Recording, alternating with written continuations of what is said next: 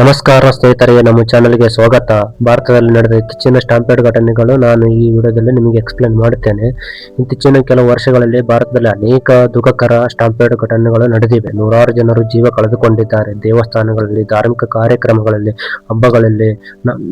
ಇವತ್ತಿನ ಈ ವಿಡಿಯೋದಲ್ಲಿ ನಾನು ನಿಮಗೆ ರೀಸೆಂಟ್ ಆಗಿ ಮೇಜರ್ ಇನ್ಸಿಡೆಂಟ್ ಸ್ಟಾಂಪೇಡ್ಗಳನ್ನು ನಾನು ಈ ವಿಡಿಯೋದಲ್ಲಿ ನಿಮಗೆ ಎಕ್ಸ್ಪ್ಲೇನ್ ಮಾಡುತ್ತೇನೆ.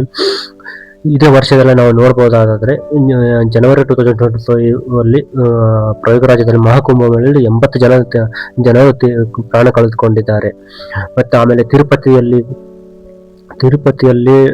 ದೇವಸ್ಥಾನದಲ್ಲಿ ಟೋಕನ್ ವಿತರಣೆ ವೇಳೆ ಜನರ ರಶ್ ಹೆಚ್ಚಾಗಿ ಜನರು ಒತ್ತಡದಲ್ಲಿ ಬಿದ್ದರು. ಆರು ಮಂದಿ ಜನ ಸಾವನ್ನಪ್ಪಿದ್ದಾರೆ. ಮತ್ತೆ ಮಧ್ಯಪ್ರದೇಶದಲ್ಲಿ ಇಂದೋರದಲ್ಲಿ ರಾಮನವಮಿ ಸಂದರ್ಭದಲ್ಲಿ 27 ಜನ ತೀರ್ಕೊಂಡಿದ್ದಾರೆ. ಮತ್ತೆ RCB ಸೆಲೆಬ್ರೇಷನ್ ಟೈಮ್ನಲ್ಲೂ ಬಹಳ ಜನ ತೀರ್ಕೊಂಡಿದ್ದಾರೆ. ನಾವೆಲ್ಲ ನೋಡಿರ್ಬೋದು. ರೀಸೆಂಟ್ ಆಗಿ ತಮಿಳುನಾಡಿನಲ್ಲಿ ಇದೇ ತರನೇ ಆಯಿತು. ಮತ್ತೆ ರೀಸೆಂಟ್ ಆಂಧ್ರ ಪ್ರದೇಶದಲ್ಲಿ ಶ್ರೀಕಾಕುಳಂದಲ್ಲಿ ಇದೇ ತರ ಘಟನೆ ಆಯಿತು. ಇದೇ ತರನು ವರ್ಷ ಈ ತರ ಘಟನೆಗಳನ್ನು ನಾವು ನೋಡ್ತಾ ಇರ್ತೀವಿ, ಬಟ್ ಆಗ್ತಾನೆ ಇರ್ತಾ ಇದ್ದಾವೆ. ಇದಕ್ಕೆಲ್ಲ ಕಾರಣಗಳು ಏನು, ಯಾರು ಹೊಣೆ, ಇದಕ್ಕೆ ನಾನು ನಿಮಗೆ ಈ ವಿಡಿಯೋದಲ್ಲಿ ಒಂದು ಸ್ಟೆಪ್ ಬೈ ಸ್ಟೆಪ್ ಹೇಳ್ಕೊಂಡು ಹೋಗ್ತಾ ಇದ್ದೇನೆ. ಸ್ಟಾಂಪೇಡ್ ಆಗಕ್ಕೆ ಕಾರಣಗಳು ಏನಂತಂದ್ರೆ, ಈಗ ಮಿತಿಮೀರಿ ಜನ ಬರುವುದು, ಮತ್ತೆ ಪ್ರವೇಶ ಮತ್ತು ಹೊರ ದಾರಿ ಅಂದ್ರೆ ಎಂಟ್ರೆನ್ಸ್ ಆಗಲಿ ಎಕ್ಸಿಕ್ಯೂಟಿವ್ ಆಗಲಿ ದಾರಿ ಚಿಕ್ಕದಾಗಿರ್ಬೋದು, ಮತ್ತೆ ಅಥವಾ ಪ್ರಚಾರ ಅಥವಾ ಗಾಬರಿ ಆಗ ಬೆಂಕಿ ವಿದ್ಯುತ್ ಅಂತ ಆ ಥರ ಇದಾಗ್ಬೋದು. ಮತ್ತೆ ಟೋಕನ್ ಕೊಡುವ ಟೈಮಲ್ಲಿ ಆಗಲಿ, ಮತ್ತೆ ದರ್ಶನ ಮಾಡುವ ನೀನು ಮುಂದೆ ನಾನು ಮುಂದೆ ಅನ್ನೋ ಟೈಮನ್ನು ಆಗಲಿ, ಈ ಥರ ಎಲ್ಲ ಇದು ಕಾರಣಗಳು ಅಂತ ಹೇಳಬಹುದು. ಈ ಎಲ್ಲ ಕಾರಣಕ್ಕೂ ಸೇರಿ ಒಂದೇ ಕ್ಷಣದಲ್ಲಿ ದೊಡ್ಡ ದುರಂತಕ್ಕೆ ಕಾರಣ ಆಗ್ತವೆ. ಎಲ್ಲ ಕಾರಣಗಳು ಸೇರಿ ಇದಕ್ಕೆಲ್ಲ ನಾವು ಏನ್ ಮಾಡ್ಬೇಕು, ಏನಿಲ್ಲ, ಯಾರ್ಯಾರು ಅವೇರ್ನೆಸ್ ಇರ್ಬೇಕಂತಂದ್ರೆ, ಹಿಂದಿನ ಕಾಲದಲ್ಲಿ ಸ್ಟಾಂಪೇಡ್ ತಡೆಯಲು ಹಲವು ಟೆಕ್ನಾಲಜಿಗಳನ್ನು ಇದಾವೆ. ಡ್ರೋನ್ಗಳ ಮೂಲಕ ಲೈವ್ ಜನಸಂಖ್ಯೆ ಮೇಲ್ವಿಚಾರಣೆ ಮಾಡಬಹುದು, CCTV ಕ್ಯಾಮೆರಾ ಬಳಸಬಹುದು, ಟೋಕನ್ ಅಥವಾ QR ಕೋಡ್ನು ಕೊಡಬಹುದು. ಎಂಟ್ರೆನ್ಸ್ ನಲ್ಲಿ ಬ್ಯಾರಿಕೇಡ್ ಅಥವಾ ಸುರಕ್ಷಿತ ನಿರ್ಗಮನ ಮಾರ್ಗ, ಮತ್ತೆ ಎಕ್ಸಿಕ್ಯೂಟ್ ದಾರಿಗಳು 2-3 ತರ ಇದು ಮಾಡೋದು ಆಗಲಿ.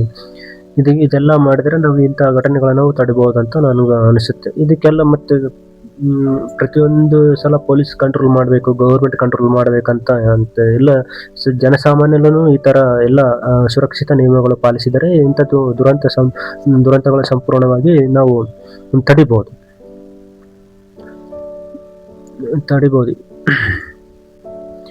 ಸ್ನೇಹಿತರೆ, ಪ್ರತಿಯೊಂದು ಸಲ ಸ್ಟಾಂಪೇಡ್ ಆದಾಗ ನಾವು ಗೌರ್ಮೆಂಟ್ ಬೈತೀವಿ, ಮತ್ತೆ ಆಮೇಲೆ ಪೊಲೀಸ್ ಕಂಟ್ರೋಲ್ ಮಾಡ್ತಾ ಇಲ್ಲ, ಮತ್ತೆ ಮುಂಜಾಗ್ರತೆ ಅಂತ ಇದೆ. ಬಟ್ ಇದಕ್ಕೆಲ್ಲ ಒಬ್ಬ ಸಾಮಾನ್ಯ ವ್ಯಕ್ತಿಯಲ್ಲಿ ಅವೇರ್ನೆಸ್ ಆಗಲಿ, ಒಂದು ನಿಯಮ ಪಾಲಿಸಬೇಕು.